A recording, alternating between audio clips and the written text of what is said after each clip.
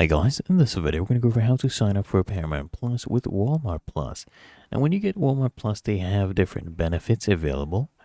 For example, right, you can start a 30-day free trial, get your Walmart Plus for free, and it also comes with Paramount Plus, right? So it comes with this subscription, and this is the essential plan, okay? Only the essential plan. So you just come here. Once you get Walmart Plus, you click on Get Paramount Plus. They'll redirect you to ParamountPlus.com to create a new Paramount Plus account.